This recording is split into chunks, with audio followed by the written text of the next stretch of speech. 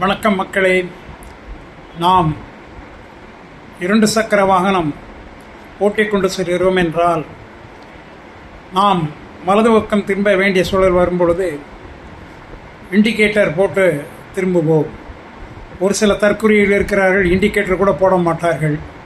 அது இருக்கட்டும், அதை பற்றி நமக்கு பிரச்சனை இல்லை. ஆனால் வலது பக்கம் இண்டிகேட்டர் போட்ட உடனே நாம் திரும்பக்கூடாது, பெரிய ஆபத்தில் மாட்டிக்கொள்வோம்.